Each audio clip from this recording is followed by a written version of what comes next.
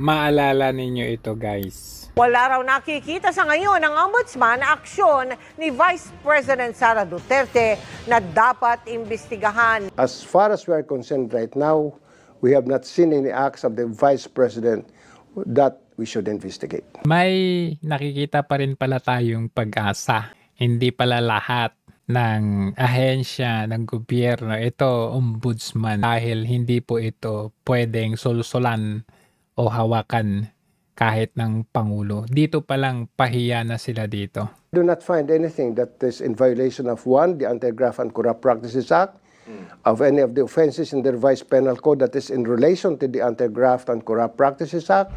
Sabi ni Martires, kung ipipilit raw ni Andres na mag-imbestiga na rin ng ombudsman, I would advise Yosek Andres to shut up. Agoy! To stop talking about the case because one of the powers of the ombudsman is to take over the investigation of a case of any government investigative agency at any stage of the proceedings. We can request Congress to please stop. Naku, hindi ka ba natatakot kay Marcos Bangag? Kasi mamaya, pagdiskitahan ka patay. Yung kunwaring investigation nila dyan sa na in aid of legislation kuno, kumpas yan kumpas ng gobyerno yan. Hindi ka ba natatakot? And we'll take over the investigation of the case. We can do that. As a matter of courtesy, we'll tell Congress. tugon dito na ano yung palusot mo? Ano? ang chairman ng komite na si Representative Joel Chihuahua. Hindi investigasyon para sa kasong kriminal ang ginagawa nila. Kung sa susunod na balita, nababalitaan natin na tinanggal ito o pinalitan ito, alam na natin. 3 days later.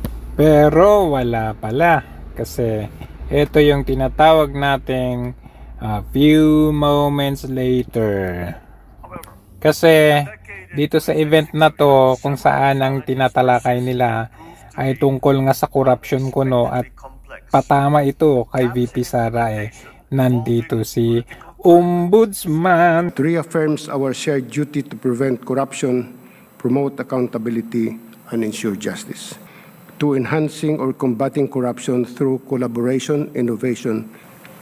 Let us continue to build a nation. Let us continue to build a bagong Pilipinas where public trust is upheld, governance is exemplary, and corruption is never tolerated. Paano kami hindi makapag-isip? Ang kakasama mo dito, etong kagaya ni Chihuahua. You can be proud of their government. Mabuhay ang bagong Pilipinas. Maraming salamat po. Fighting corruption is an unceasing crusade, a work without rest. Ang kagaya ni Chihuahua na nagpapaimbestiga ng ICC at ng kay VP Sara, magkakasama kayo. So, hindi talaga malayong mangyari na maisipan namin na kayo po, Ombudsman, ay na-recruit na rin at kasama na sa hanay nila. Yung usapan pa nga dito sa conference na ito ay talagang with regard sa corruption kuno sa dinami-dami ng pwedeng imbestigahan, bakit yung kay VP Sara lang? Corruption is never tolerated. Magandang hapon sa inyo lahat at marami pong salamat. Ayan ang sinabihan niyang shut up. Shut up, pero nandyan. Tinakot ka ba nito? Anyari? I would advise Yosek Andres to shut up.